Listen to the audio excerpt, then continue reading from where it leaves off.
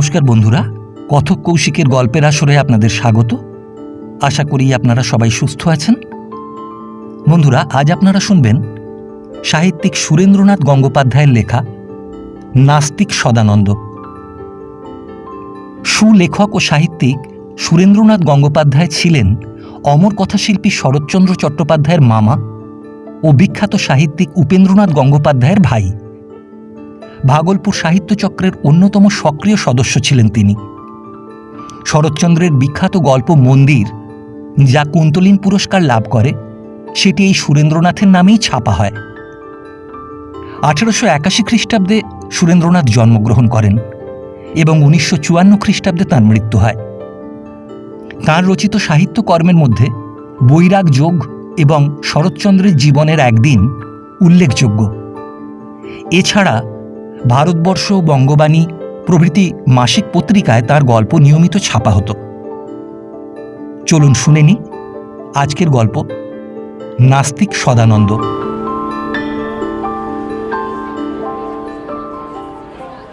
সদানন্দ পাত্র রিপনকি বঙ্গবাসী কলেজে এমএ পড়ত। সুন্দর ছিপছিপে চেহারা, পাকা সোনার মতো টকটকে রং, ফিটফাট সাজসজ্জা, সোজা টেরি, একজোড়া নধর গোঁফ। রোজ সকালে উঠে গরম জল দিয়ে সেফটি রেজারে দাড়ি চেঁচে গালটি চকচকে করে নিত। আমি অবাক হয়ে চেয়ে থাকতুম।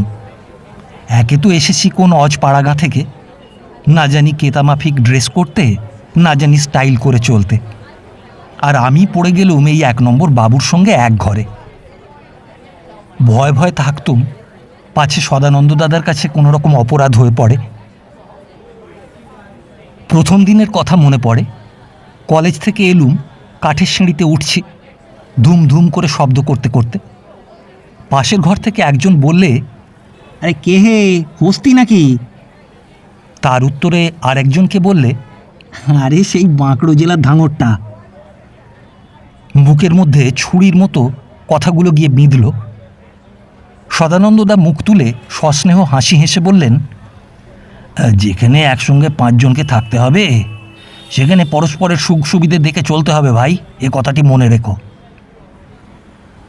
বাঁকড়ো জেলার বুকড়ি চালের আধসের করে ভাত খাওয়া যার অভ্যাস, তাকে 1 পোয়া বালাম চালের ভাত মেপে খাওয়ালে বেলা 3টের সময় তার কি অবস্থা হয় তা শুধু বাঁকড়ো জেলার লোকই বুঝবে। কলকাতিয়া বাবুরা তার কি বুঝবে? মেজাজে কি মেজাজ ছিল! তাই বিছানার ওপর চিত হয়ে শুয়ে পড়ে বললুম, আর পারি নে বাবা, কালই পালাবো এদেশ থেকে। সদানন্দদা হেসে বললে, বড্ড খিদে পেয়েছে না?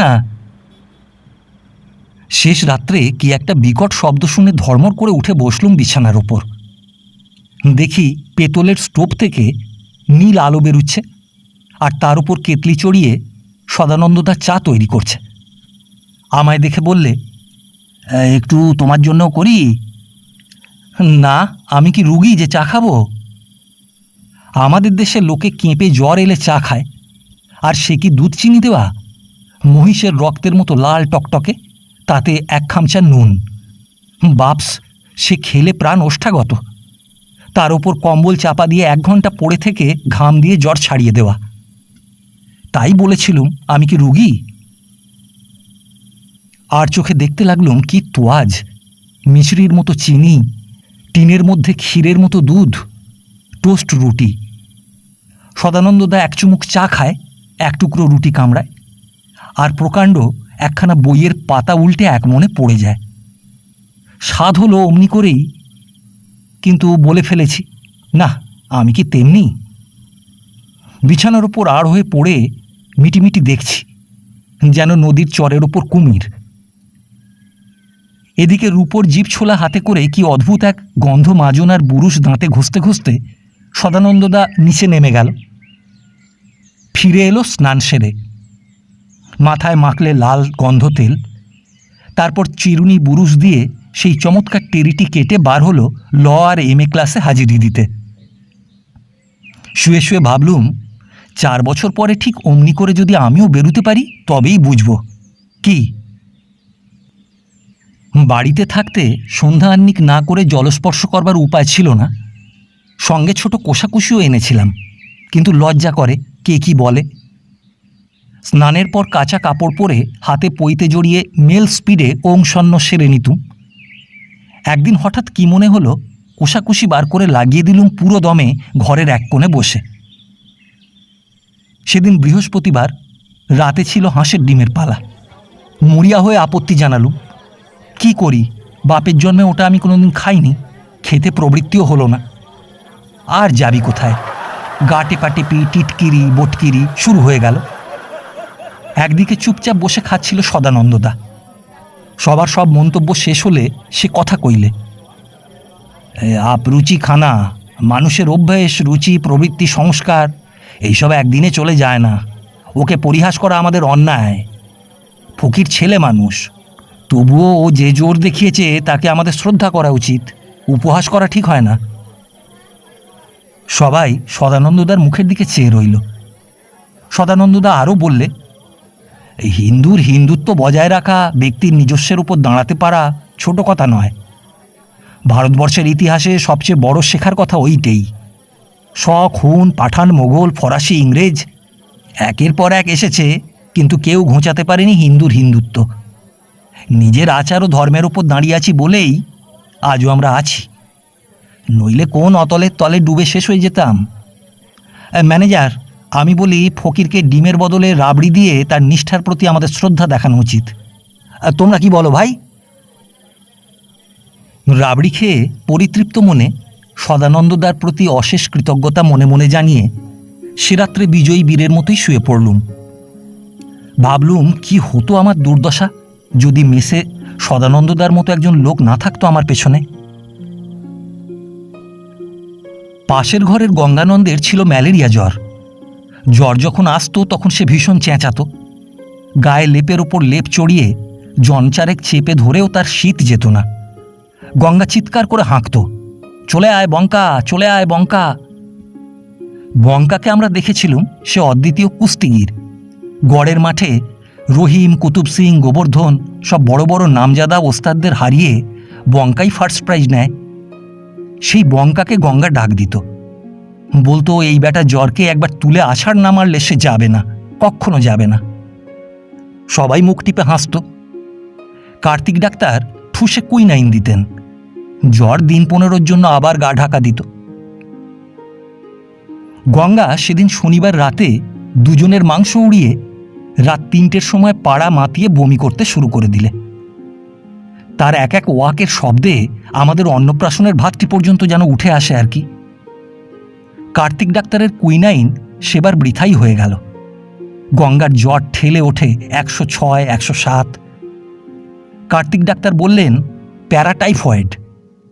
মেসের সকলের মুখ গেল শুকিয়ে। সর্বনাশ, একা টাইফয়েডে রক্ষা নেই, তার সঙ্গে আবার প্যারা। কি করা যায়? গঙ্গার বাড়ি টেলিগ্রাম করে লাভ নেই, তার বিধবা মাকে কেবল অশান্ত করাই হবে। সদানন্দদা বললে, এই কবিরাজ ডাকো। কবিরাজ বললেন, বাত, শ্লেষ্মা, কফ 3ই কুপিত, রক্ষা নেই। শিউলি পাতার সঙ্গে বড় বড় বড়ি খলে ঘুঁটে গঙ্গাকে যত খাওয়ানো যায়, গঙ্গা তত চেঁচায়, চলে আয় বঙ্কা। গঙ্গার চিকিৎসার টাকা কে দেয়? ম্যানেজার রাগ করে শ্বশুরবাড়ি চলে গেল। সদানন্দদা রেগে বললে, কাওয়ার্ড, স্বার্থপর। সে নিজের হাতের আংটি বেচে আর হারমোনিয়াম মাথা দিয়ে গঙ্গার চিকিৎসার এবং সৎকারের দেনা শোধ করলে। হ্যারিসন রোডের শিরিষ গাছের গোলাপি ফুলের ফিকে গন্ধে বিকেলের আকাশটা একটু যেন উতলা ছিল। বোধ করি 2-1টা কোকিলও ডাকছিল। দক্ষিণে হাওয়ার কথা বলবো না, সে কোন কালেই বা বাদ যায় কলকাতায়। কোনো কাজ নেই, তবুও চলেছি হনহনিয়ে। আসতে চলাটা আউট অফ ফ্যাশন, বিশেষ ছাত্রমহলে। পুরনো বইয়ের দোকানে এসে দাঁড়িয়ে গেলুম। সেই চণ্ডুখোর মিয়া বসে আছে। বলে, নিয়ে যান বাবু, 4 পয়সা দাম লাগিয়ে দিয়েছি, নিয়ে যান। লোভ হয়, 4 পয়সায় একটা বই, কি সস্তা। তুলে দেখি বিচিত্র বই, বড় হরফে সাহেব মেমের নাম লেখা। আহা, হয়তো তারা কেউ বেঁচে নেই। গঙ্গানন্দের কথা মনে হয়, কি দুঃখই তার বিধবা মায়ের। কিন্তু অবসর নেই ভাববার। একটা লোক বড্ড ঘেঁষে দাঁড়াচ্ছে, বোধহয় পিকপকেট। এগিয়ে চলি। সামনে কালো বোর্ডের ওপর লেখা, সন্ধ্যায় lecture, spirit of Christianity, come all, সবাই এসো। এখনও দেরি আছে 6টা বাজতে। সাহেবের পোশাকে বেঁটে বাবুটি বললেন, হ্যাঁ আসুন, বাইবেল ক্লাসে ডাক্তার হ্যারিসের লেকচার হচ্ছে। ব্যাপারটা দেখেই আসি না একবার। এ কি, সদানন্দদা সাহেবের সঙ্গে তর্ক জুড়ে দিয়েছে। ডাক্তার হ্যারিস বলেন, মানুষের উদ্ধার নেই যিশুর সাহায্য ছাড়া, আসতেই হবে তাকে একদিন তাঁর পায়। সদানন্দদা বলে, সে কি কথা সাহেব, ও তোমার অন্ধবিশ্বাস, ও কিছুতেই সত্যি নয়, হতে পারে না। অবাক হয়ে শুনি। সদানন্দদার বাইবেলে অগাধ পাণ্ডিত্য, লোকটা কি সব জানতা। স্পিরিট অফ ক্রিশ্চিয়ানিটির লেকচার বোঝার মতো বিদ্যে আমার ছিল না। বক্তৃতা সবটা না বুঝলেও বক্তার মুখের কোমল অথচ প্রদীপ্ত ভাবখানি দেখে মনে হলো সেদিনের সন্ধ্যাটা সার্থক হয়েছে।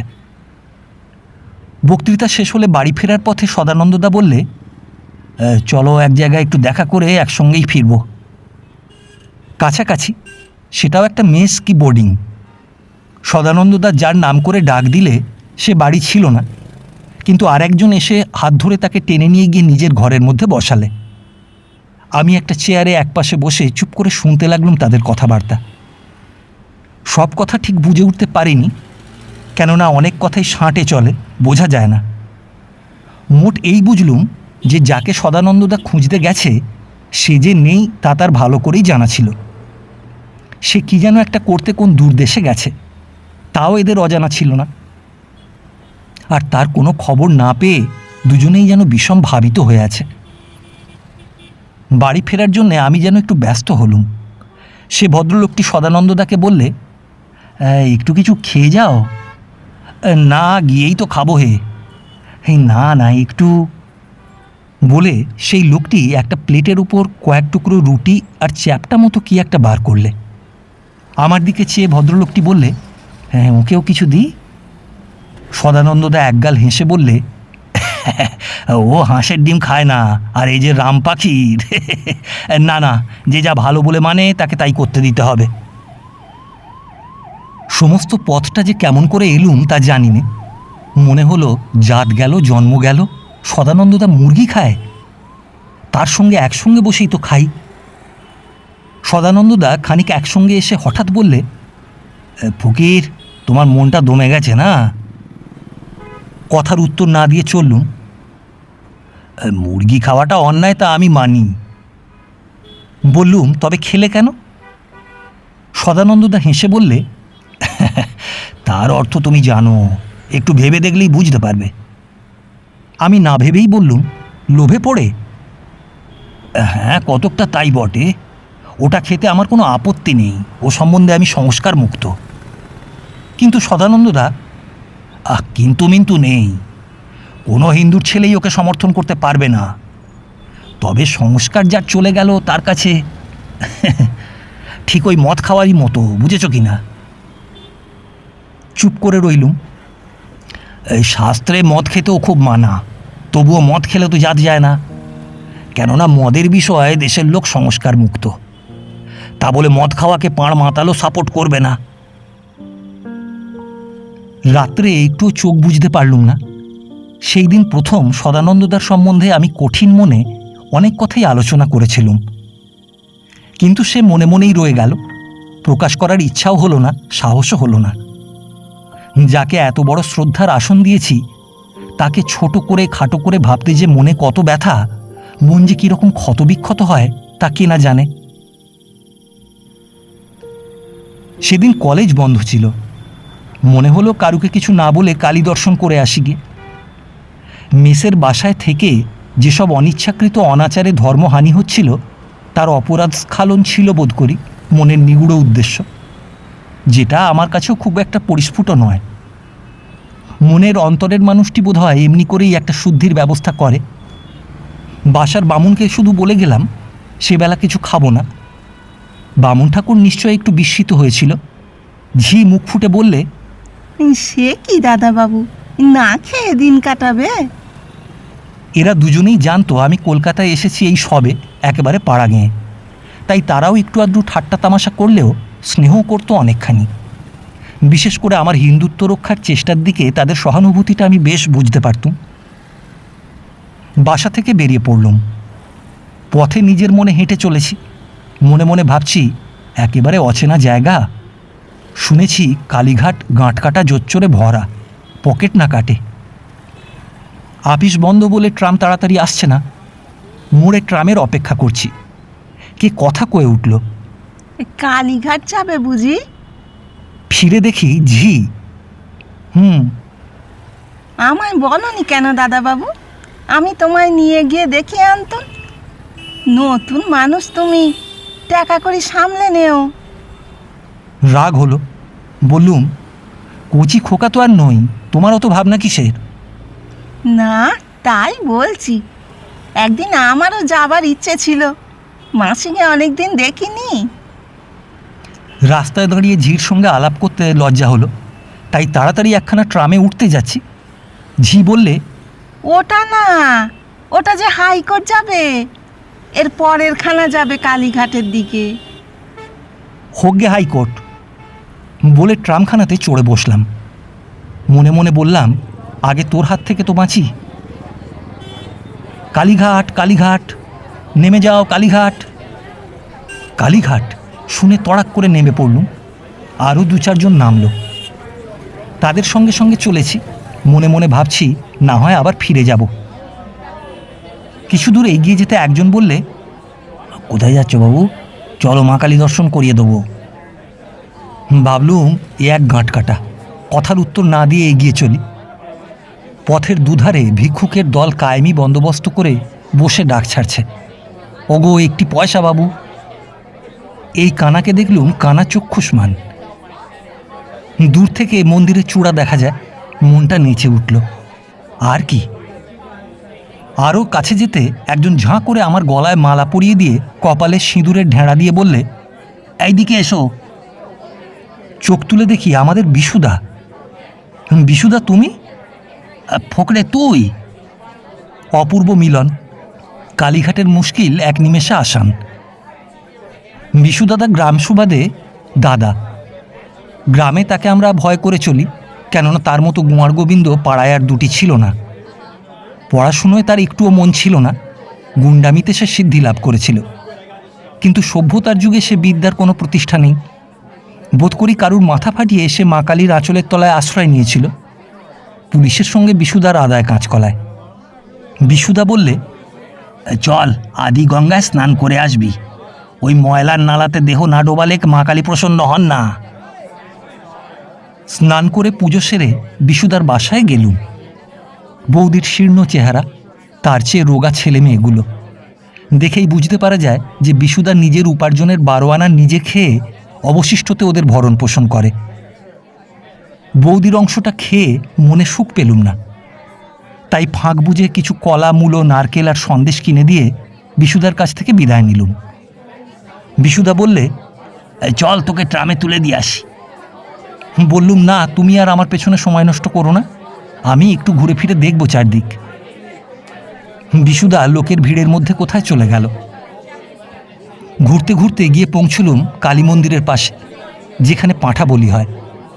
সদ্য কাটা পশুর রক্ত কাক ঠুকরে খাচ্ছে, দেখে গা শিউরে ওঠে। একটা বিশ্রী গন্ধে সেখানে যেন থাকা যায় না। ফিরতে গিয়ে দেখি দূরে সিঁড়ির ধাপে বসে সদানন্দদা। সে আমাকে তখনও দেখতে পায়নি। তার 2 চোখ যেন জলে ভরে টলটল করছে। এই মুখ পশুদের উপর এত বড় অবিচারের মৌন প্রতিবাদ যেন 2 চোখ ভরে উপচে যেতে চায়। আস্তে আস্তে গিয়ে তার কাছে দাঁড়ালুম। কথা কইতে ইচ্ছে হয় না। আমাকে দেখে সদানন্দদা একটুও বিস্মিত হলো না। বললে, এই তুমি এসেছো সে খবর ঝি আমাকে দেয়, ভাবলুম ঘুরে আসি।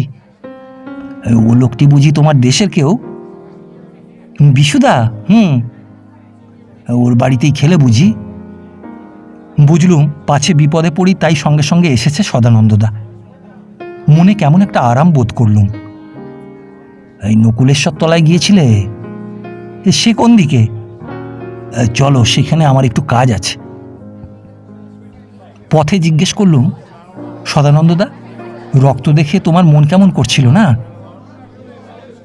ভালো লাগে না বলে সদানন্দদা পথ চলতে লাগলো। নকুলেশ্বর শিবের মন্দিরের একদিকে এক সাধু বসে আছেন চুপটি করে, মৌনী বাবা। বসে বসে বিল্লপত্র চিবোচ্ছেন, খালি গায়ে ছাই মাখা, মাথায় জটা, একপাশে একটি তানপুরো, বোধহয় গান করেন। সদানন্দদা তার পায়ের কাছে প্রণাম করতেই তিনি সস্নেহে মাথায় হাত বুলিয়ে দিলেন। তারপর প্রায় আধ ঘন্টা দুজনে দুজনের দিকে স্থির দৃষ্টিতে চেয়ে রইলেন। আমার দিকে বাবা একবার ফিরেও চাইলেন না। মৌনী বাবার একপাশে এক রাশ বেল, সেগুলি মেয়েরা রেখে যাচ্ছেন। তাঁদের বলা বলিতে বুঝতে পারলুম যে বাবা যদি কখনো ক্ষুধার্ত হন তো বেলই খান, নইলে ওই বেলপাতাই তাঁর আহার। 3 বছর আর কিছুই খাননি। ভক্তিতে আমার গায়ে কাঁটা দিয়ে উঠল। তপ্ত কাঞ্চনের মতো দেহ, মুখে উজ্জ্বল আভা, যেন স্বর্গের আলো পড়েছে।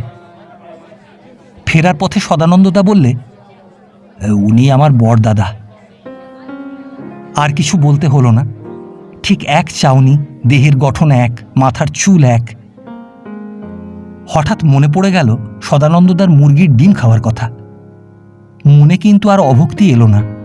বুঝলাম যে সংস্কারমুক্ত মন ওদের, ইচ্ছা করলে বছরের পর বছর অন্ন ত্যাগ করেও থাকতে পারেন। আবার হাত তুলে খেতে দিলে মুরগির ডিমও প্রসন্ন চিত্তে খেয়ে ফেলেন। গঙ্গা যেমন বন্ধুর উপত্যকা দিয়েও বইছেন, আবার সমতলের উপর তাঁর স্বচ্ছন্দ মন্দগতি। এরা বাইবেল পড়েন, বেদের অনুজ্ঞা মানেন, আবার পশু রক্ত দেখলে 2 চোখে ধারা বয়। মুরগির ডিমের বিস্তিক্ততা পানসে হয়ে গেল। বিবেক বললে, লোভে পড়ে সদানন্দদা কিছুই করেন না। ফিটফাট সেজে সদানন্দদা বললে, কই যাবে না? ঠিক তো, কলেজের অধ্যক্ষের স্বনির্বন্ধ অনুরোধ মনে পড়ে গেল। বললুম, নিশ্চয়ই যাব, ভাগ্যিস মনে করে দিলে তুমি। হ্যাঁ, একটু ভালো করে সাজো, পোশাক ভালো হলে এগিয়ে জায়গা পাবে, নইলে বাইরে দাঁড়িয়ে থাকতে হবে। ভয়ানক ভিড় হয় কি না? সদানন্দদার মুখে চাপা হাসি। বড্ড ভিড় হয় না? হ্যাঁ, বড্ড। এই সবাই শুনতে চায় নাকি খুব ভালো বক্তৃতা হয় ওখানে শুনেছি? দেরি করা তাহলে ঠিক হয়নি না? কবজির ঘড়িটা দেখে সদানন্দদা বললে, এখনো 1 ঘন্টা দেরি, ঢের সময় আছে। তবে তুমি আর দেরি করো না ফকিরচন্দ্র। এই নাও, রুমালে একটু গন্ধ মেখে নাও। এই বুঝি কুন্তলিন?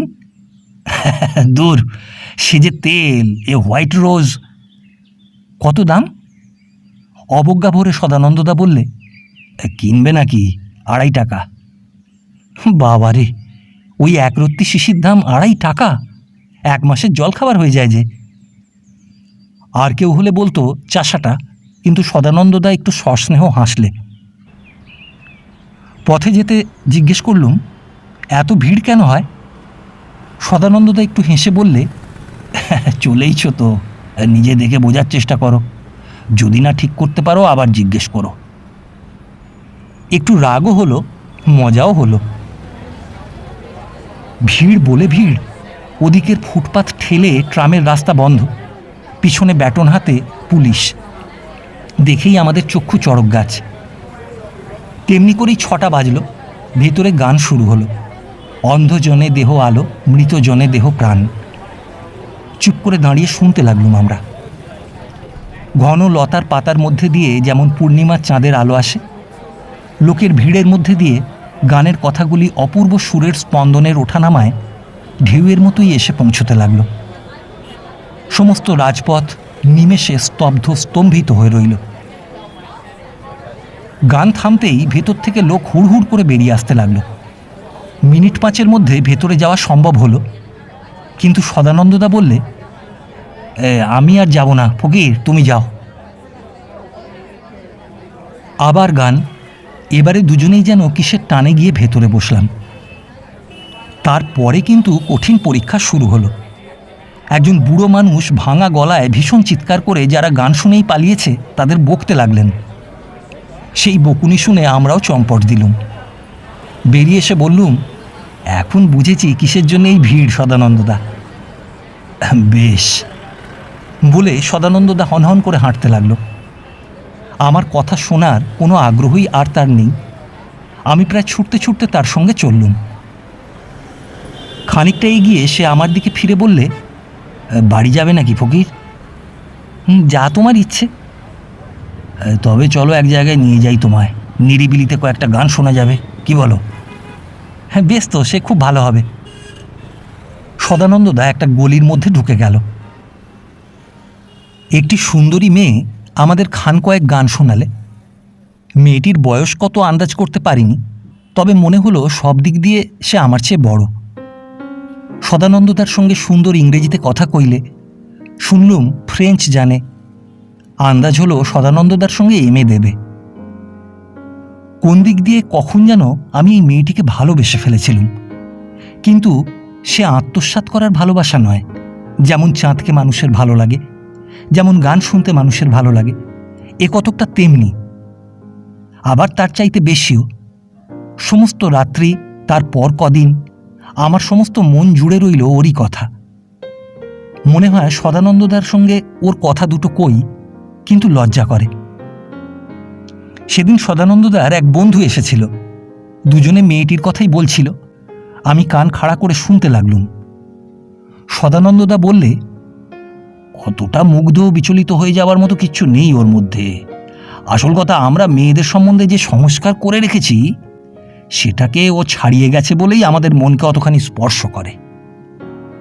বন্ধুটি হাসলে, বললে, হে বড়কে বড় বলায় আপত্তি কি তোমার? আরে বড়টা কোথায় দেখিয়ে দাও। হ্যাঁ, আমাদের দেশে কটা মেয়ে বিয়েতে 2-3টে অনার নিয়ে পাশ করেছে। তা কটা মেয়ের সেই সুযোগ ঘটেছে।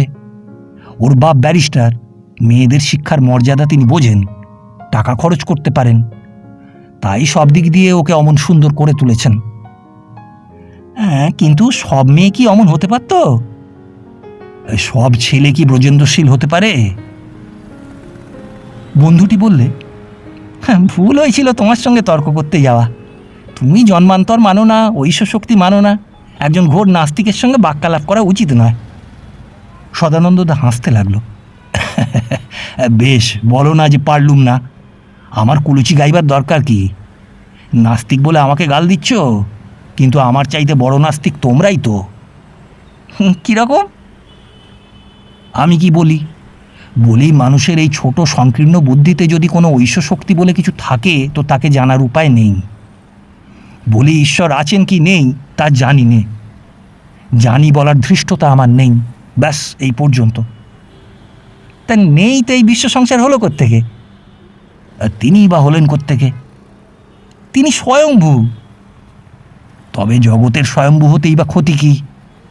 বড় না বাবা সাপ কথা যে জানি নে জানি নে জানি নে, অমন বললে মনকে তামসিকতায় আচ্ছন্ন করে ফেলে। আর কিচ্ছু না জেনে বললেই মন প্রদীপ্ত সাত্ত্বিকতায় পূর্ণ হয়ে ওঠে। ধন্য লজিক তোমাদের।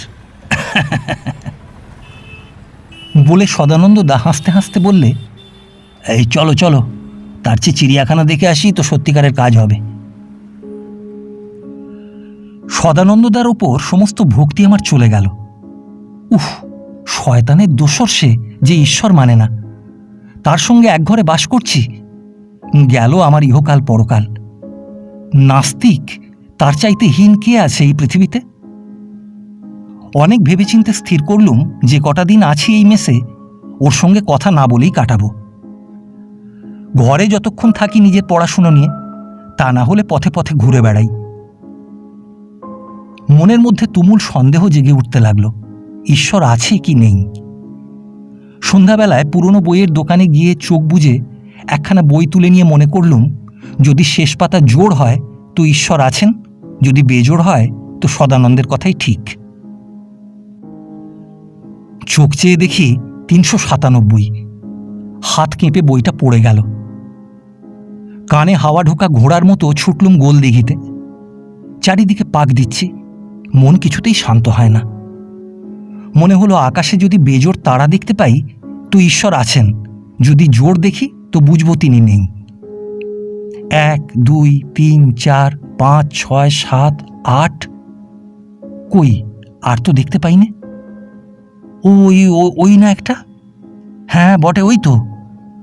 না, ওই যে আর একটা, 10টা।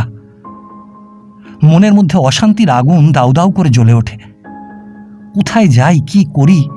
হে ভগবান, এ কি করলে আমার? পৃথিবীটা মরুভূমি বলে মনে হলো। পরের বছর সেই বাড়িটাতেই মেস হলো। আমি সেই ঘর দখল করলুম। কেবল বাদ হলো সদানন্দ পাত্র। খোঁজ করে যে খবর পাওয়া গেল তাতে পরিষ্কার বুঝলাম যে 2 আর 2 4 হয়, 5ও হয় না, 3ও হয় না। নাস্তিক ও ছাড়া আর গতি কি? পুরনো বামুন ঠাকুর এসে জুটল। সে বললে ঝিকে পাওয়া যাবে না, সে সদানন্দ চায়ের দোকানে থাকে। চায়ের দোকান? বাহ বাহ, এমএ দিচ্ছিল না?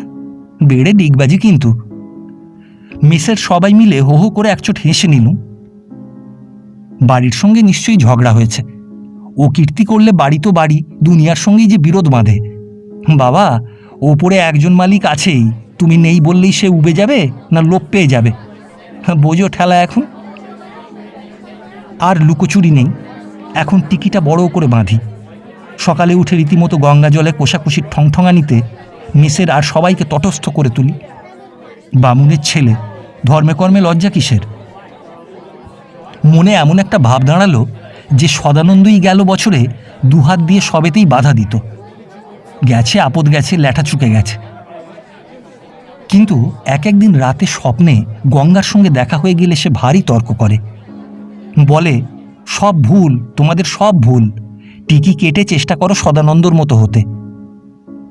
বাকযুদ্ধ করতে করতে ঘেমে উঠি। ঘুম ভেঙে ভয় গা ছমছম করতে থাকে। তাই তো, গঙ্গা কি তবে মুক্তি পায়নি? গয়ায় পিণ্ডি দিয়ে আসতে হবে নাকি? বামুন ঠাকুর নিচের ঘরে শুতে চায় না। বলে সমস্ত রাত কে যেন তার মাথার কাছে পায়চারি করে বেড়ায়। সত্যি বামুন ঠাকুর? হ্যাঁ, নিজের চোখে দেখে কেমন করে অবিশ্বাস করি দাদাবাবু। একদিন আপনি শুন না। মুখে বলি ধুৎ, কিন্তু ভয় বুকের মধ্যে কাঁপতে থাকে। একদিন বামুন ঠাকুর শেষ রাত্রে এসে দরজা ঠেলছে। কি কি? সে বলে, বাবু আমার হিসেব চুকিয়ে দাও, বাড়ি যাব। এ বাসায় থাকলে আমি বাঁচব না। তাই তো, বাড়ি বদল কেমন করে হয়? 1 বছরের লিজ দেওয়াতে অনেক কম টাকাতে যে ভাড়া পাওয়া গেছে। মেসের আর সবাই হাসে, বলে ও বেটা গাঁজাখোর, ওর কথা শোনো কেন ফকিরবাবু? আমার গায়ে কাঁটা দেয়। আমি তো আর গাঁজা খাইনে। কাল রাতেও যে গঙ্গা এসে তক্ক করে গেছে। সদানন্দ চায়ের দোকান হ্যারিসন রোডের একটা গলির মোড়ে। অনেক দিন একটু তফাৎ রেখেই তার সামনে দিয়ে গিয়েছি বটে, ঢুকতে ইচ্ছা কি সাহস হয়নি। আজ মরিয়া হয়ে ঢুকে পড়লুম। শান্ত হাসি। এসো ফকির, আজকাল চা খাচ্ছ নাকি? না বলে কেমন নার্ভাস হয়ে রইলুম। কি কথা বলি, কেন যে এলুম তাই নিজে জানি না। একটা ছোট লোহার চেয়ারে বসে দৈনিক কাগজ তুলে নিয়ে পড়তে লেগে গেলুম। শরীর ভালো আছে ফকির? সেই আড়ষ্ট ভাব। তাই তো, এমন জানলে যে আসতুম না। কি কথা কই, হঠাৎ গঙ্গার কথা মনে হলো। বললুম, আচ্ছা সদানন্দদা, তুমি ঈশ্বর মানো না, ভূত মানো? হ্যাঁ মানি বই কি, খুব মানি। কেন বলো তো? আমাদের মেসে যেন। হ্যাঁ বুঝেছি, আস্তে আস্তে কথা বলো। অর্থ না বুঝে অবাক হয়ে চেয়ে রইলুম তার মুখের দিকে। সদানন্দ চুপি চুপি বললে, গঙ্গার কথা তো? মাথা নেড়ে বললুম, ও কিছু আশ্চর্য নয়, তার আত্মা এখন বড় কষ্টে আছে। তুমি জানো? কারণটা জানি কি না তাই অনুমান করছি। ওটা হওয়া খুব স্বাভাবিক। কি কারণ সদানন্দদা? ভারী গোপনীয় কথা, তুমি ছেলে মানুষ হজম করতে পারবে না। খানিকটা স্তম্ভিত হয়ে বসে পড়লুম। কিন্তু জানতে বড় ইচ্ছে হয়। সদানন্দ হাসলে, বললে, কিন্তু ফকির, তোমার না জানাই ভালো। আমি তোমায় কিছু বলতে চাই নে। কি করি, চুপ করে বসে রইলুম। মনে ভয়টা 10 গুণ বেড়ে গেল। মনে হলো রাত্রে কিছুতেই আজ আর আমার মেসের ঘরে থাকতে পারবো না। অনেকক্ষণ পরে বললুম, সদানন্দদা, আমাকে না বললে আমার আর রক্ষা নেই। আমি রাত্রে মেসের ঘরে থাকতে পারবো না। দূর পাগল, আর কি, একটা স্পিরিট, তোমার সে কি করবে? সন্ধ্যা হয়ে গিয়েছিল। বললুম, সদানন্দদা তুমি চলো, নইলে আমি সে বাড়িতে ঢুকতে পারবো না। ঠাকুরটা বোধহয় এতক্ষণে পালিয়েছে। সদানন্দদা উঠে গিয়ে ডাকলে, মা, ও মা, কি বাবা? আজ রাতে হয়তো আমি আসতে পারবো না। আচ্ছা বাবা, তোমার খাবার যে তৈরি। ও, তবে দাও, দুটো ঠাঁই দিও, আমার এক বন্ধু আছে। মাথা নেড়ে বললুম, খাবো না, খাবো না। সদানন্দদা হেসে বললে, ও ভুলে গিয়েছিলুম, তোমার আবার বিদঘুটে জাতি বিচার আছে না। লজ্জায় যেন মরে গেলুম। ঠাকুরটা পালায়নি, কিন্তু সে ঠিক করে এসেছে যে রাতে ভূত বাড়িতে থাকবে না। সদানন্দদা ঠাকুরকে সোজা জিজ্ঞেস করলে, স্বপ্নে দেখেছ না জেগে? জেগে বাবু। আমার দিকে ফিরে বললে, তুমি? স্বপ্নে। সদানন্দদা একটু হেসে বললে, এক কাজ করো না, ঠাকুর এসে এই ঘরে তোমার সঙ্গে থাকুক। না সদানন্দদা, তুমি থাকো। আরে কদিন থাকবো, তাছাড়া বাসায় ওরা দুজন স্ত্রীলোক। উনি কি তোমার মা? গম্ভীর কণ্ঠে সদানন্দদা বললে, না, উনি গঙ্গার মা। ভয়ে আমার জিভটা তালুতে এঁটে গেল, আর যেন কথা কইতে পারিনে। হাত পা ঠকঠক করে কাঁপতে লাগলো, পড়ে যাই আর কি। সদানন্দদা এক ধমক দিয়ে বললে, ছেলে মানুষই করো না বলছি ফকির, এইসব ব্যাপারে অমন করতে নেই, বড় মুশকিল হয়ে পড়বে। আমি এক লাফে গিয়ে সদানন্দদার হাতখানা চেপে ধরে বললুম, দাদা তোমার পায়ে পড়ি। ছি, তুমি যে বামুন ফকির, অমন উতলা হতে নেই, গায়ত্রী জপ করো। গায়ত্রী যে ভুলে গেছি। এক বর্ণ গায়ত্রীর কথা মনে আসে না। হঠাৎ আমার মনে হলো যে এই বাসাতে থাকলে আমি নিশ্চয়ই মারা যাব। তাই জোড়হাত করে বললুম, সদানন্দদা আমাকে নিয়ে চলো তোমার বাসাতে। আচ্ছা, তবে তাই চলো ফকির। সদানন্দদার বাড়িতে গিয়ে সেই রাত্রে আমার ভীষণ জ্বর হলো। সকালে কিছুই জ্ঞান রইল না। এই অজ্ঞান অবস্থায় আমার মনের মধ্যে কিন্তু মহামারী ব্যাপার চলতে লাগলো।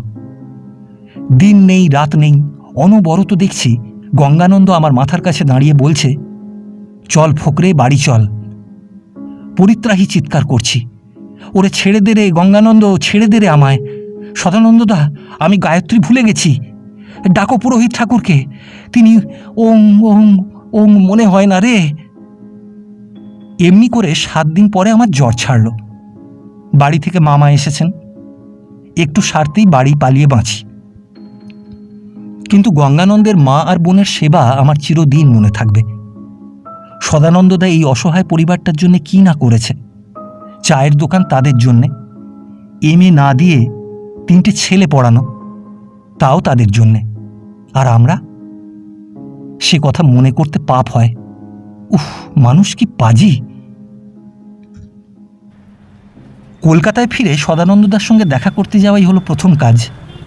তার ঋণ পরিশোধ করা যায় না, আমার জীবনদাতাকে চোখে দেখা, শুধু একবার মনের ক্ষুধা মেটানো। চায়ের দোকানের পাত্তা নেই। প্রকাণ্ড একজোড়া গোঁফ আর বড় বড় দুটো জলজলে চোখ মুচি বসে এক মনে জুতো তৈরি করছে। কথার উত্তর ভালো করে দেয় না, শুধু আমার পায়ের জুতো দেখতেই সে ব্যস্ত। এই সেই বাবু কাহা গিয়া? কই বাবু নেই। হ্যাঁ। বুকের অনেকখানি খালি নিয়ে বাসায় ফিরে এলুম, কিন্তু নিরাশ হলুম না। এত বড় শহরে ঘুরতে ঘুরতে একদিন দেখা হবেই হবে। কতদিন লুকিয়ে থাকবে তুমি, হে আমার মনের সত্যিকারের দেবতা? এবারে ঢুকেছিলুম ক্যাম্বেল স্কুলে। বৈঠকখানা বাজারের পাশেই বাসা। হাড় ভাঙা খাটুনি, ফুরসত নিঃশ্বাস ফেলারও নেই। তবুও ছুটি পেলেই ঘুরতে থাকি। মোড়ে মোড়ে চায়ের দোকানে ঢুকি, বলি, তোমরা কি সদানন্দ পাত্রের চায়ের দোকানের খবর জানো? কে কাকে চেনে এই অনন্ত মানুষের হাটে? তবুও মনে হয় একদিন দেখা হবেই হবে। মনের টান বলে একটা মাধ্যাকর্ষণের শক্তির মতো শক্তি বুকের ভেতর যেন জগন্নাথের রথের কাছির মতো উঁচু হয়ে ওঠে। দুহাত দিয়ে যত পারি টান দিয়ে মনে মনে ডাকি, এসো এসো এসো। কিন্তু কেউ তো আসে না। রাত্রে শুয়ে ডাকি, ভোরে উঠে ডাকি, সমস্ত মন প্রাণ দিয়ে ডাকি, একবারটি দেখা দাও সদানন্দদা। হঠাৎ পেছন থেকে কে ডাকে। ফিরে দাঁড়ালুম। এই চিনতে পারো না দাদাবাবু? এ যে ঝি আমাদের, পানের দোকান করেছে। কি ঝি, কি খবর? দোক্তার পিক ফেলে ঝি বলে, এই পানের দোকান করেছি দাদাবাবু, এই পান খেয়ে যান। বেশ মোটা হয়েছে, গায়ের রং আরও ফর্সা হয়েছে, মুখটা খুশিতে ভরা। বলে, আপনি আমার পুরনো মালিক। সব কথা থামিয়ে দিয়ে বললুম, ঝি সদানন্দদা কোথায় রে? ঝি এদিক ওদিক তাকিয়ে বললে, তাঁর কথা বলবেন না এই সদর রাস্তায়। কাছে সরে গিয়ে বললুম, কেন ঝি, কেন?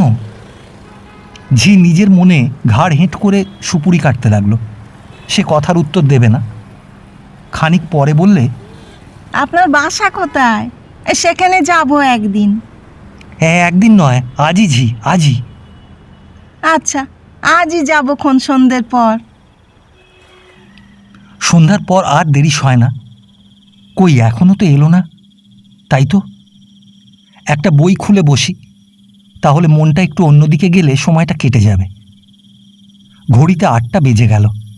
মন ক্রমেই হতাশ হয়। এলো না সে আজ। ওহ, ঠেকার দেখেছ? হাতে পয়সা হয়েছে কি না, এই তো দোষ সংসারের। কিন্তু সদানন্দদার কথা বলতে ঝি কেন শিউরে ওঠে। ঘরে আর থাকতে পারিনি, বাইরে বেরিয়ে ছোট বারান্দায় বেড়াই। সদানন্দদা, আহ, কেন তুমি নাস্তিক হতে গেলে? ওই নাকে দৌড় ঠেলে। নেবে গিয়ে দোর খুলে দেখি কেউ নেই।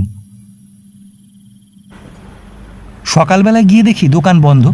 পাশের দোকানিকে জিজ্ঞেস করি, সে হাসে। হ্যাঁ, ওরা সুখের পায়রা কত রাত পর্যন্ত আমোদ আহ্লাদ করেছে, তারপরে উঠবে, 4টি রাঁধবে বাড়বে, তবে তো আসবে। কেন বাবু, টাকা কড়ি পাওনা আছে নাকি? না, এমনি একটু দরকার ছিল। হ্যাঁ, আচ্ছা, এলে বলে দেব। কি নামটা আপনার? তার বাসাটা কোথায়? হ্যাঁ, ছি বাবু, আপনি ভদ্রলোক, সেইখানে সেই রেলার মধ্যে কি করতে যাবেন? লজ্জা হলো। একদিকে চলে গেলুম। দেখি সামনে হাওড়ার পোল। দাঁড়িয়ে দেখছি জলের ওপর দিয়ে শাঁ শাঁ করে পানসি ছুটে চলেছে। কাগজওয়ালারা হাঁকছে, বাবু চাই, ভারত মিত্র, 23 ম্যান। চোখের ওপর ভেসে চলেছে সব, কানের মধ্যে দিয়ে বয়ে চলেছে, কিন্তু মন একই কথা নিয়ে তোলাপাড়া করছে। সদানন্দদা, সদানন্দদা। কি হলো সদানন্দদার? স্কুল যাওয়া মাথায় উঠল। খাওয়া নেই, নাওয়া নেই, পথে পথে ঘুরে বেড়াই। ওগো, কেউ যদি একবার বলে দিতে পারত। ফিরে এসে দাঁড়ালুম ঝিয়ের দোকানে। আরশিতে নিজের চেহারা দেখে অবাক হয়ে যাই। ওই আমি? কি চেহারা হয়েছে আমার! কই, কাল গেলে না ঝি? না দাদাবাবু, কাল গা গতরটা কেমন মস মস করতে লাগলো, গিয়েই শুয়ে পড়লুম। আর আজ সকালে ঘুম ভাঙল। আজ নিশ্চয়ই যাব। আবার পথ ধরে চলি। কানে আসে পাশের দোকানি ঠাট্টা করছিল। হ্যাঁ, ফাঁসিয়েছিস? না গো না, বামুনের ছেলে, আমার পুরনো মালিক। আড়ালে দাঁড়িয়ে শুনলুম ঝি বলছে, যাব তা 2টো মিষ্টি হাতে করে যাব। কাল আর কিছুতে পেরে উঠনুনি। বাসায় গিয়ে শুয়ে রইলুম, শরীর ভালো নেই। ঝি এলো এক থালা খাবার নিয়ে। এই দাদাবাবু, এই ঠাঁই করে দি, তুমি বসে খাও আর আমি কথা কই। বললুম, আচ্ছা সে হচ্ছে, তুই আগে বল সব খবর, তোর সদানন্দদার খবর। ঝি ঠাঁই করে আমাকে বসিয়ে দিলে। কি খাচ্ছি তা জানি নে, শুনছি তার কথা। তিনি কি মানুষ দাদাবাবু? সেই গঙ্গা দাদাবাবুর মা আর বোন, তাদের নিয়ে কত ঝঞ্ঝাট। সমস্ত দিন মাস্টারি করেন, চায়ের দোকান তো আমি চালাতুম। কত লোক আসে, কত লোক যায়, কার মনে কি আছে সে ভগবান জানে। একদিন শেষ রাতে পুলিশে বাড়ি ঘেরাও করেছে। মা গো, আমি তো কেঁপে মরি। পুলিশ? হ্যাঁ গো, বলে কি না বোমা তৈরি করে।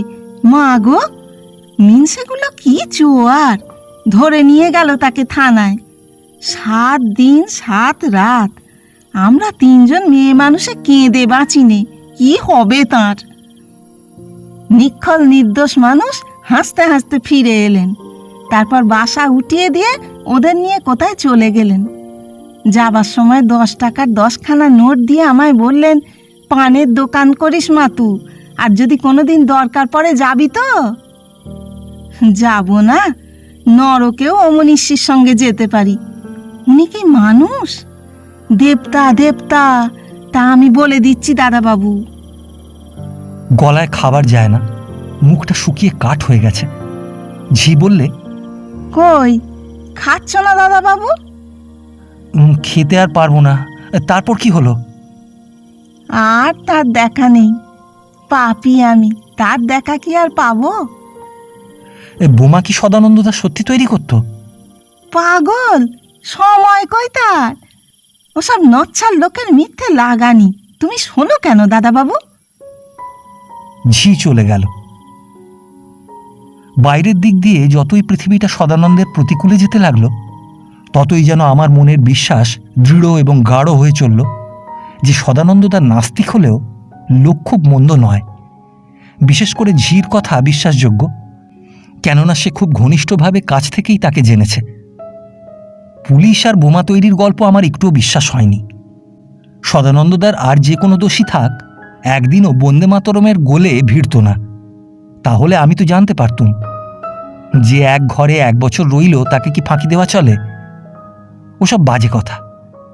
আসল কথা ওই গঙ্গানন্দের মা বোনদের নিয়ে আশেপাশের লোকদের সন্দেহ হয়েছে, সে কথা তো আমরাও শুনেছি। তাই নিয়ে এইসব হাল্লা। তারপর সে কোন দূর বিদেশে গিয়ে আছে। ওদের বংশটাই সন্ন্যাসীর বংশ কিনা? ওই তো ওর বড়দাদা। এমনি করে মনটা বুঝিয়ে দিন কাটাতে লাগলুম। কিন্তু সদানন্দদাকে দেখার তীব্র ইচ্ছা এক তিলও কমে না।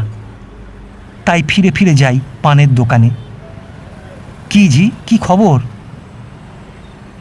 সেদিন দেখি আমাদের সেই পুরনো বামুন ঠাকুর বসে আছে দোকানে। কি গো ঠাকুরমশাই যে? দাদাবাবু ভালো আছেন? 2-1 কথার পর সে বললে, এই দেখেছেন বোধহয় কাগজে সদানন্দবাবুর খবর। কই না, কি হয়েছে? ওই ঘাটশিলা না কোন জায়গায় একটা আশ্রম বানিয়েছিলেন, খুব ভালো আশ্রম।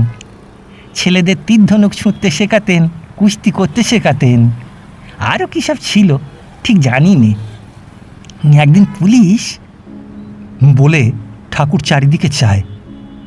হ্যাঁ, ওই ওনারা গিয়ে সবাইকে ধরে, কিন্তু সেদিন সদানন্দবাবু ছিল না। তাই পুলিশে ওই ওনারা নাকি তাকে খুঁজে গরু খোঁজা করছেন। এ আবার কি নতুন খবর? খবরের কাগজ ওল্টাই। একে ওকে জিজ্ঞেস করতে সাহস হয় না। শান্ত হয়ে ভাবি নিজের ঘরে বসে, নাস্তিকতার সঙ্গে বোমা তৈরির কি সম্পর্ক? আছে বই কি আছে। এরা শক্তিমান, এরা নিজের শক্তির ওপর অটল বিশ্বাস রাখে, তাই পরের কর্তৃত্ব একেবারে সহ্য করতে পারে না।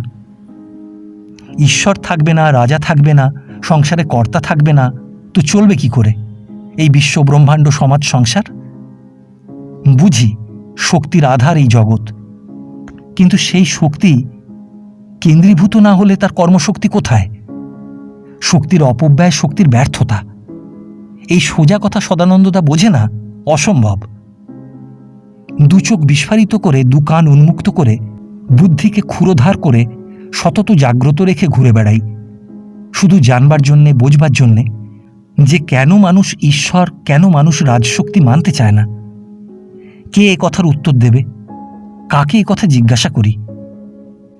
এমনি করে বীজের মধ্যে অঙ্কুর যেমন করে ফেঁপে বড় হয়ে ওঠে, বীজটাকে দীর্ণ বিদীর্ণ করে খণ্ড খণ্ড করে দেয়, আমার মধ্যে জ্ঞানের তীব্র ব্যাকুলতা যেন আমাকে খণ্ড বিখণ্ড করে দেবার জন্য উদ্যত হয়ে উঠল।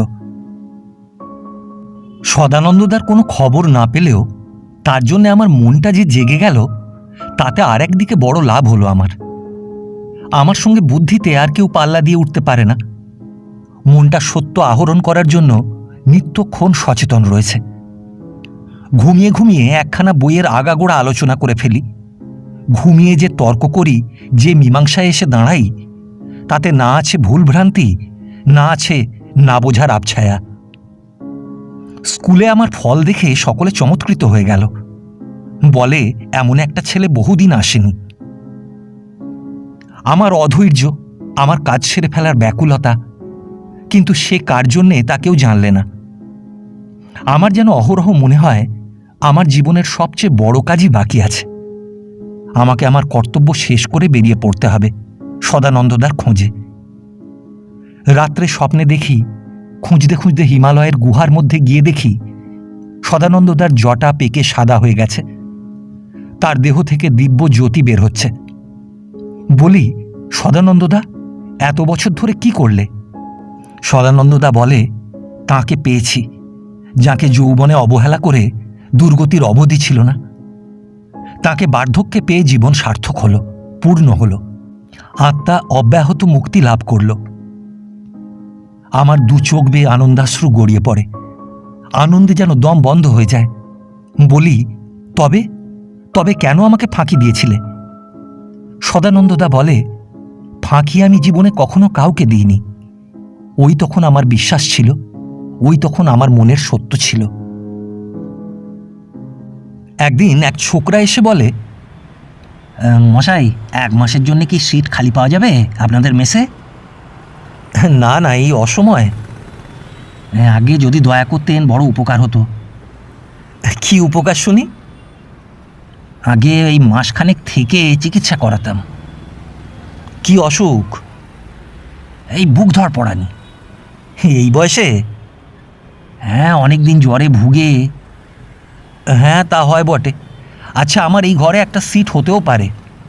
তা বাড়ি কোন দেশে? ও, আমাদের সদানন্দদার গ্রামে। তাকে আপনি চেনেন? বেশ, একসঙ্গে 1 বছর। তিনি আমার পরম। আচ্ছা, সদানন্দদার খবর কি? বহুদিন তার সঙ্গে দেখা হয়নি। কোথায় তিনি এখন? বটে, তোমার পরিচয়ের নামটি কি হে? আগে তারক ব্রহ্ম দাস। বাপস, প্রকাণ্ড নাম যে তোমার। তারক? তারক হাসে। তারপর সদানন্দদার কি খবর? তিনি সেই ঘাটশিলায় আশ্রম করেছিলেন, তারপর পুলিশ পেছনে লাগতে কোথায় চলে গেছেন। লোকে বলে হিমালয় তপ করছেন। হ্যাঁ, তা কিছু আশ্চর্য নয়, বুঝেছ তারক। কিন্তু তিনি আটকে গেল মুখের মধ্যে কথাটা। তারক আমার মুখের দিকে হাঁ করে চেয়ে রইল। কথা শেষ হলো না, ঠাকুর বললে, ভাত তৈরি বাবু, শেষকালে রাগারাগি করবেন, এখন চলুন। দেখো ঠাকুর, এই ছেলেটি আমাদের বাসায়। এই তারক, তুমি আজই খাবে নাকি? না, কাল থেকে, কাল সকালে আসব। মনে একটু আরাম বোধ করলাম। নিজের লোক না হলেও দেশের লোক তো, খবর টবরগুলো পাওয়াও যেতে পারে। তারককে সঙ্গে করে নিয়ে গেলুম অধ্যক্ষের কাছে। তিনি বুক পরীক্ষা করে বললেন, নাথিং নাথিং, আর একদিন আসতে বলে দাও, আর একদিন পরীক্ষা করব। তারক বলে, হ্যাঁ দাদা, ওই ফি না দিলে ওই রকমই বলবে, ফি দিন। আরে তুমি গরিব মানুষ, ফি পাবে কোথায়? তারক বিছানায় পড়ে ছটপট করে, বলে বসতে পারিনে। ভারী দুঃখ হয় তার জন্যে। বলি, চলো আর কাউকে দেখাই। না দাদা, আপনি আমার চিকিৎসা করুন, বড় বিশ্বাস আপনার উপর। সুখ পাই তার কথায়, মনে সাহস পাইনে কিন্তু নিজের চিকিৎসা করতে। সেদিন তারক কোথায় গিয়েছিল। জলখাবারওয়ালা এসে বললে, হ্যাঁ বাবু, সেই পুলিশ বাবুটি কোথায়? পুলিশ বাবু? সে তারকের সিট দেখিয়ে বললে, ওইখানে যে বাবু থাকে। পুলিশ বলছো কেন? সে হেসে বললে, ওকে আমি অনেক দিন জানি, পুলিশ ক্লাবে থাকতো। তোমার ভুল হচ্ছে। না বাবু। বলে সে খেরোয় বাঁধা খাতা বার করে একটা পাতা দেখিয়ে বললে, এই দেখো বাবুর হিসাব। অবাক হয়ে রইলুম। তারক ব্রহ্মের হাতের লেখাই বটে, তবে নাম বঙ্কুবিহারী দত্ত। তারক ব্রহ্ম চম্পট দিল। তার বুক ধরপড়ানিটা একদম সেরে গেল যখন আমি বললুম, আসতে আজ্ঞা হোক বঙ্কুবাবু। মানুষের হীনতার কুৎসিত পরিচয় দিতে ইচ্ছা করে না, মন সংকুচিত হয়ে ওঠে। তবে এইটুকু বলি যে তারক আমাকে একদম সতর্ক করে দিয়ে গেল, আমি আর ভুলেও কারোর সঙ্গে সদানন্দের প্রসঙ্গ তুলতুম না। আর কোনোদিন ঝির কাছেও যাইনি। শুধু মনের একান্ত নিভৃতে দেবতার কাছে এই প্রার্থনাই জানিয়েছি, যেন জীবনে একদিন তার সঙ্গে দেখা হয়। এই জীবনে মানুষের সব স্বাদ কি পূর্ণ হয়? কে জোর করে বলতে পারে হয় না? তেমন করে তার কাছে চাইতে পারলে তিনি কাউকে বঞ্চিত করেন না। এই কথা বলে কিন্তু মনে কোনো তৃপ্তি পাইনে। যেন মনে হয় সমস্ত আকাশ বাতাস পূর্ণ করে সদানন্দের বাণী উঠছে। সে বলছে, ফকির, আর নিজের হাতে তৈরি দড়িতে নিজের গলায় ফাঁস জড়িও না। সে যেন চিৎকার করে বলে, মানুষের নিজের শক্তির উপরেই দাঁড়াতে হবে, নিজের পায়ের জোরেই অগ্রসর হতে হবে, আর কেউ নেই তাকে এগিয়ে দিতে এই সংসারে। কানে আঙুল দিয়ে বলি, শুনবো না ও কথা, কিন্তু ও যে বাইরের ধ্বনি নয়, আমার অন্তরের কোথায় যেন তার আসন পেতে সদানন্দ বসে আছে। সে দৃপ্ত, দাম্ভিক, সে বিদ্রোহী, সে বিজয়ী। কোন দুর্বলতার ফাঁকে আমার মধ্যে তার অধিকার বিস্তার করে গেছে। সদানন্দকে অস্বীকার করলে নিজের অনেকখানিকে যে অস্বীকার করতে হয়, কিন্তু ঈশ্বরকে অস্বীকার করলে মানুষের কি অবলম্বন থাকে? আমার বাণী ওঠে মনের কন্দর থেকে। থাকে থাকে, সবই থাকে, মানুষ নিজেই যে ভগবান। পরীক্ষায় প্রথম হলুম। অধ্যক্ষ পিঠ ঠুকে বললেন, তারপর চাকরি না প্র্যাকটিস? দিন কতক চাকরি করে টাকা জমিয়ে নাও, তারপর নিজের ভাগ্য পরীক্ষা করবে। কিন্তু চাকরি পাই কোথায় স্যার? সাহেব হাসেন। ও হাসির প্রকাণ্ড অর্থ। 1 সপ্তাহের মধ্যে চাকরি জুটিয়ে নিয়োগপত্র আনিয়ে দিলেন। বড় দূর দেশ স্যার। ফু, আমরা আসতে পারি 7 সমুদ্র পার হয়ে। তা বটে। সাহেবের চিঠি নিয়ে রওনা হয়ে গেলুম। বাড়িতে এই শুভ সংবাদ দিলুম। জেল সুপারিনটেন্ডেন্ট দিলখোলা লোক, আমাদের সাহেবের বিশেষ বন্ধু। তাঁর কাছে চিঠি দিতে তিনি সঙ্গে করে ঘুরিয়ে আনলেন সেই প্রকাণ্ড জেলখানার চতুর্দিক। সমস্ত কর্তৃত্বের ভার এলো আমার ছোট 2টি হাতের মধ্যে। কয়েদিরা হাসে, বলে বাচ্চা ডাক্তার। জেলার বলে সলুই সাহেবের পেয়ারের লোক, ভয় করে, আমার সঙ্গে দোস্তি করে। দিন এমনি করে চলে যায়। ভাবি, কতদিনে এই কারাবাস থেকে উদ্ধার পাব? কতদিনে একটা খোলা দেশের মুক্ত বাতাসে নিজের পায়ে নিজে দাঁড়াতে শিখব? কিন্তু সে আলে আর আলো, কোনোদিন আর হাতের কাছে আসবে না। আত্মীয় স্বজন সব যেন মন থেকে সরে গেল। কয়েদি আর রুগী, ওষুধ আর পথ্য, কাজের ভিড়, আর তার মধ্যে ফাঁকি দিয়ে হয়ে গেলুম একটা ফোঁপড়া ফাঁকা ফানুস। মানুষ বলতে নিজেকে লজ্জা করে। ওয়ার্ডার দৌড়ে এসে খবর দিলে আলিপুর জেলের নতুন কয়েদি ঘানি টানতে টানতে বেহুঁশ হয়ে গেছে। এ আর নতুন খবর কি, ধীরে সুস্থে গিয়ে পৌঁছলুম। মাটিতে মুখ থুবড়ে পড়েছে। স্ট্রেচার লে আও, উঠাও, লে চালো। কোনো কিছুরই তাড়া নেই। স্ট্রেচার এলো, নিয়ে চলল। আর পারিনে। যদি মরে গিয়ে থাকে তো আবার পোস্টমর্টেমের হাঙ্গামা। চেয়ারে বসে চমকে উঠলুম। বোধহয় চেয়ার থেকে পড়ে যাচ্ছিলুম। ওয়ার্ডার ধরে ফেলে মাথায় হাওয়া করতে লাগল। চারিদিকে ঘোর অন্ধকার, তার মধ্যে মধ্যে সর্ষে ফুলের মতো কি যেন সব ঝিলমিল করছে। 1 গ্লাস বরফ জল খেয়ে মেজাজ ঠান্ডা হলো। সর্বনাশ, এ যে সদানন্দদা! প্রাণটি কণ্ঠে এসে ধুকধুক করছে। হায়, শেষ দেখা! উফ ভগবান, তুমি কি নিষ্ঠুর!